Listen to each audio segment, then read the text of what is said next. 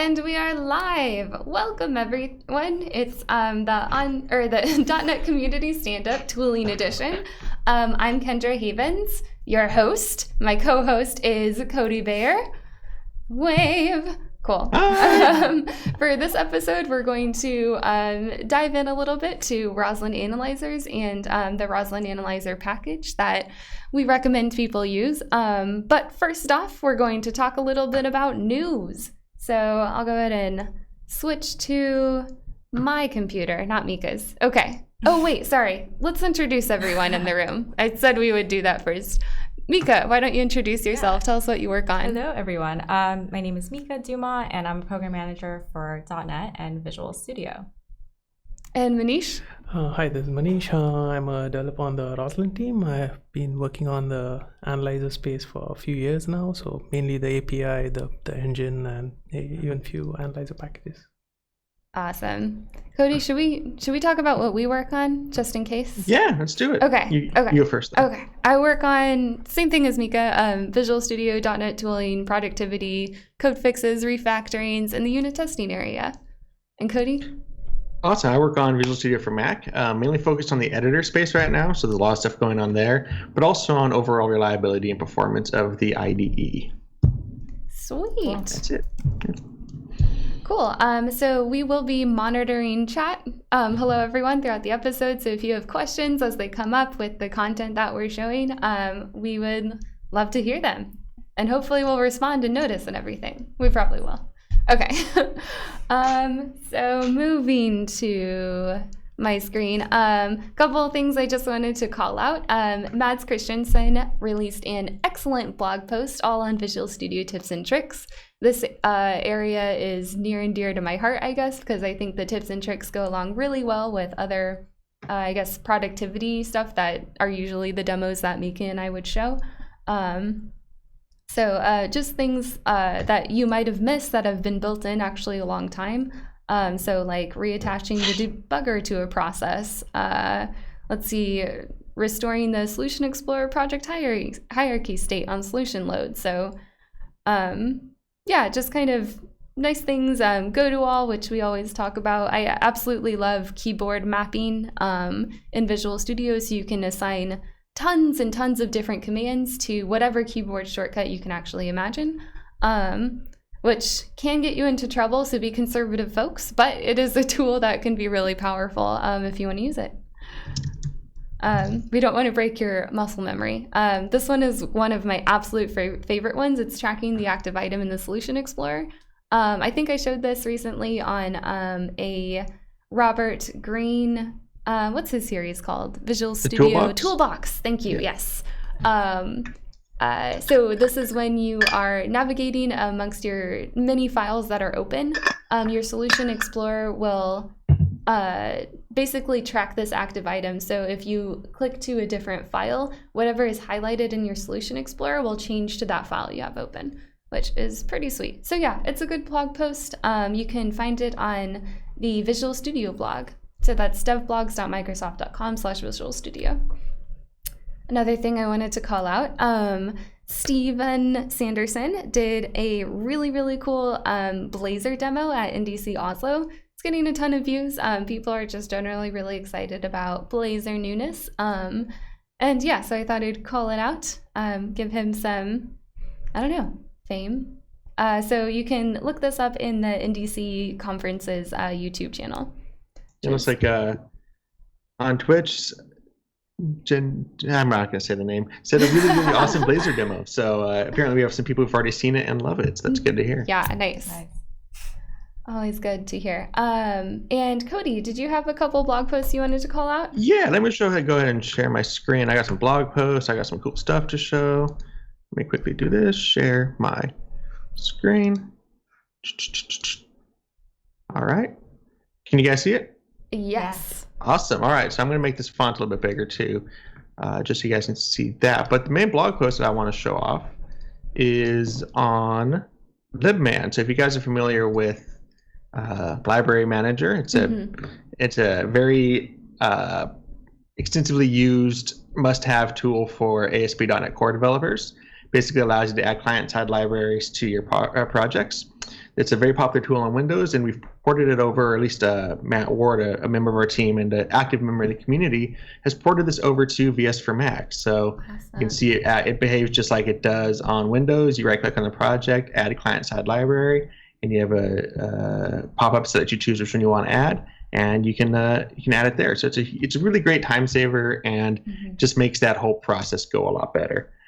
We also have introduced hot reload, which let me show that. Just my comment on LibMan in Visual Studio is it's not only like a way to add client-side libraries, it's a way to actually filter what is restored and updated when you run updates.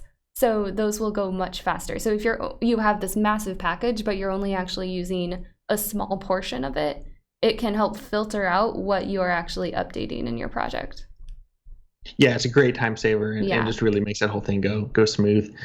We also wanted to show off hot reload in Xamarin Forms. What this is basically if you've used any of those toolkits that allow you to make a change in your code and see it live on your device or on your simulator. So we have a blog post that goes all about it. It's a preview feature right now, but you can sign up for it and be invited to the preview.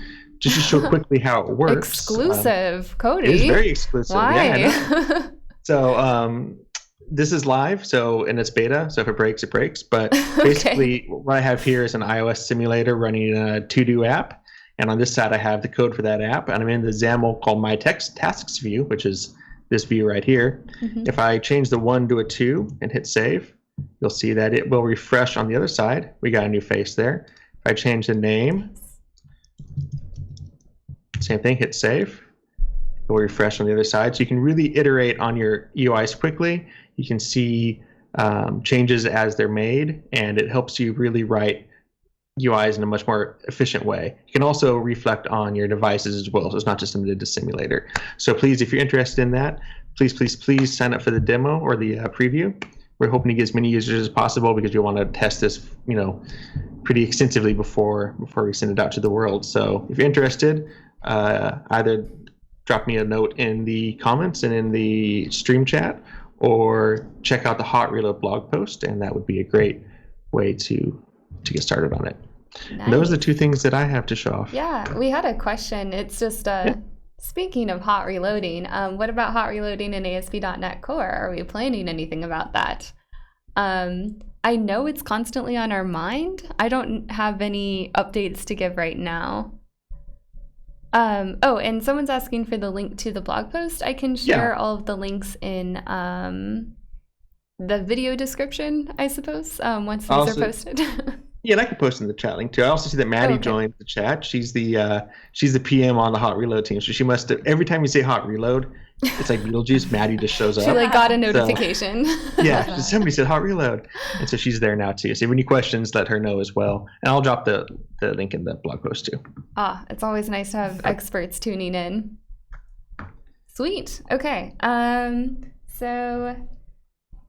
Speaking of our blog posts, let's see, what else do I want to show? So Mika actually just wrote a fantastic blog post. It's Write Better Code Faster with Roslyn Analyzers. That's what we want to dig into today.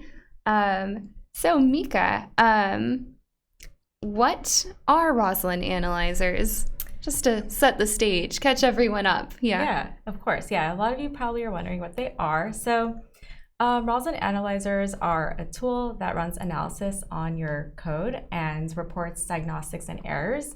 So this manifests in the editor as squiggles. So if you're ever in Visual Studio and you see like red or green squiggles within the editor, those are Roslyn Analyzers running in the background.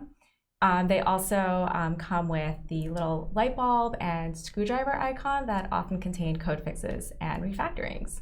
Sweet. So you wrote a blog post, and it sounds like there's a little bit more we can get out of Roslyn Analyzers. Yes. Why don't you talk about that? Yeah, of course.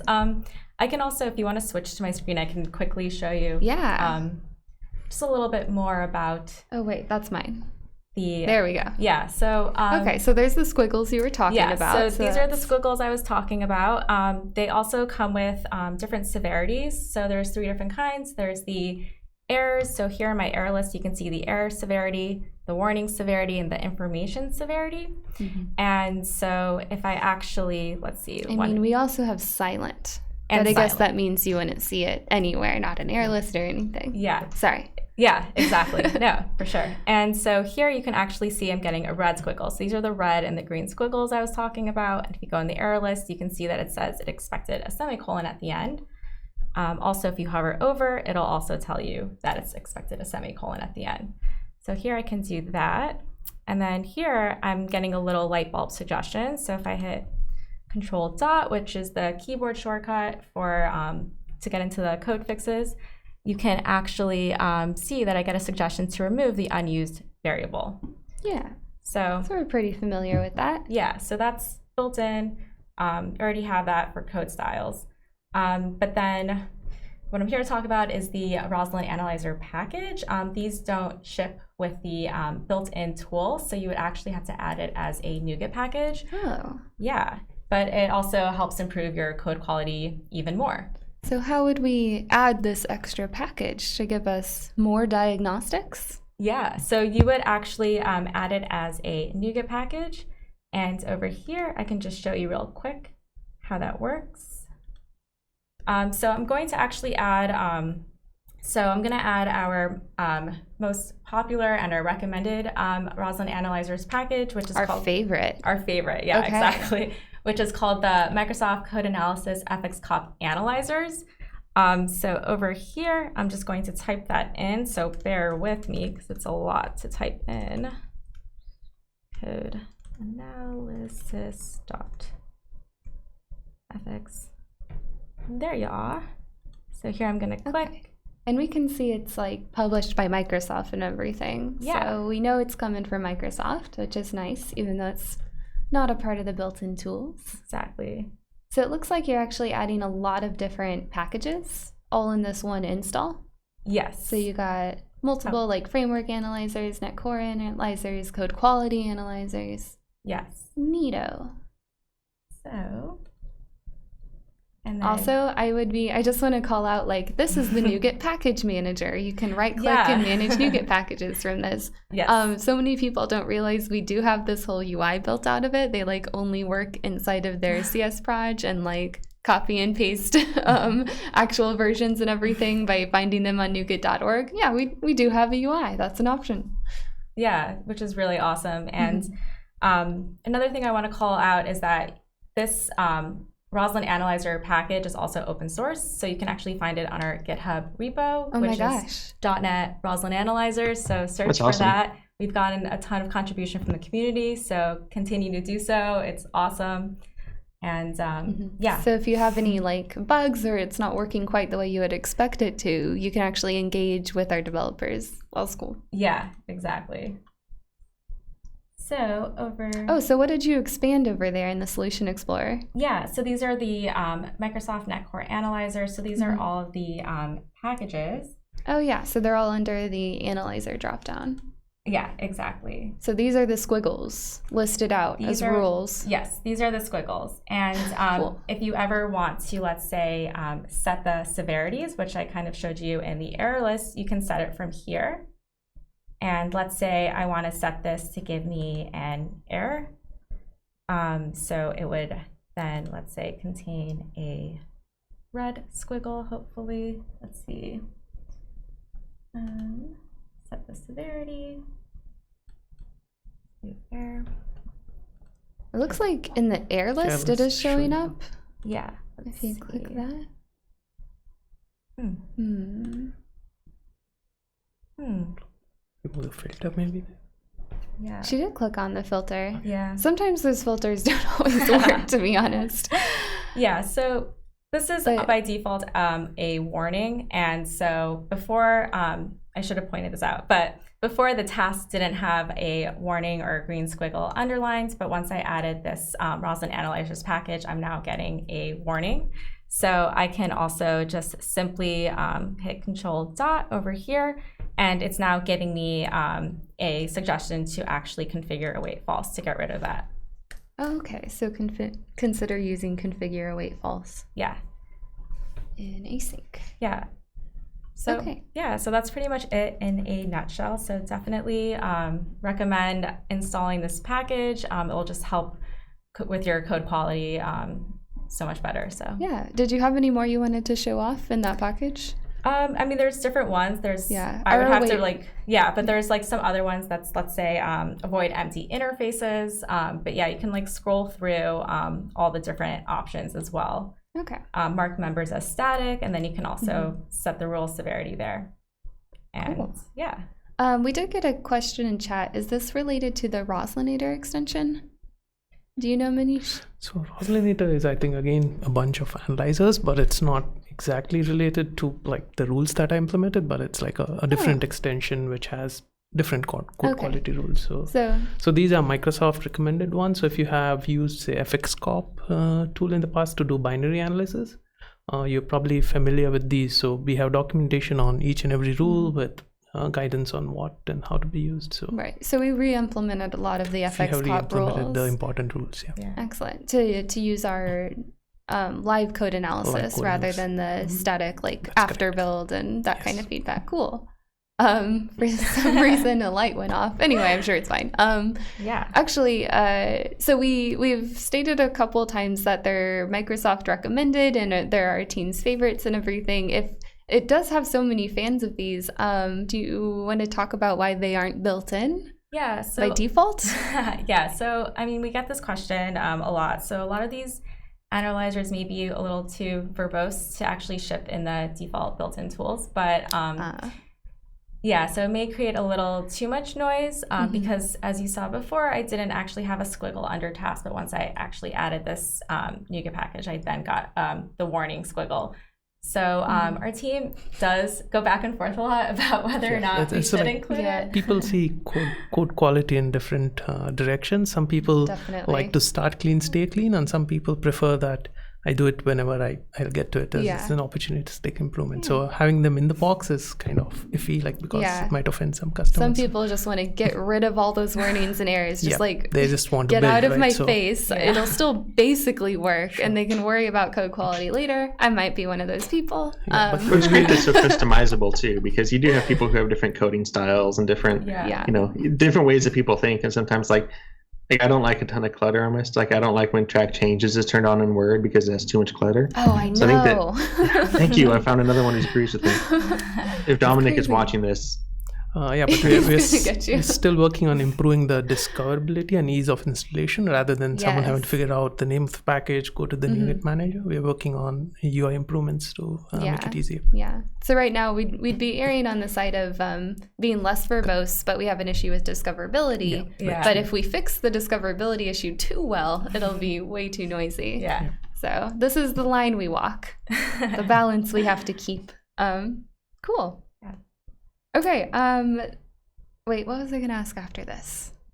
I don't know. I was trying to remember. We talked about customizability, so it's cool that you can choose whether or not to install this package or not. You can choose what project to install it on or not, so you don't have to get these warnings on things that aren't production code, like your test code or something like that. Yeah.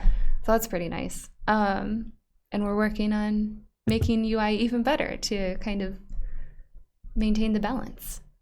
All right. So I see a question there on analyzers for C#8. So we do have some of these analyzers in the box within Visual Studio. So FXCOP analyzers, which Mika pointed out, is mainly targeting code quality as such, not specific language features.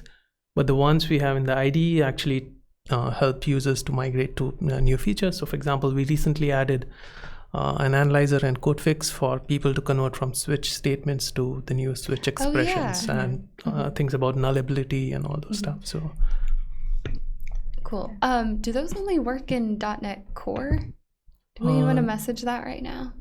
I know we made a blog post that we were trying to decide how far forward, because a lot of people don't want C#8 input on their very old apps, and this would introduce more warnings or default suggestions or something like that to use that. I think the analyzer checks for your language version, so unless you explicitly specified that I'm on C#8, we will not suggest those. Okay, yeah. Same in Visual Studio for Mac, you have to have C#8. That's hard to say. C#8 selected as the language version for your app to have it. You can toggle that on and off as well. So yeah. Okay. I think we did about a blog post about what frameworks it would also be available in, but I'm blanking on where it is. Okay. Cool. Oh, just the last thing I wanted to call out about analyzers is that this is also only one package in the ecosystem. So we do have a ton of people, like I guess the Roslinator extension is kind of a good example of people contributing what diagnostics they would like to see in Visual Studio. So all of these diagnostics, you can use Roslyn, which is an open box compiler platform, to create your own as well. So it might be worth exploring what's out there. So first off, like install the Roslyn Analyzer package, and then there's probably a lot more that might help you code. There's a wonderful XUnit analyzer package that'll give you errors and warnings that are specific to creating using the XUnit testing framework as it was intended to be used, which is pretty cool.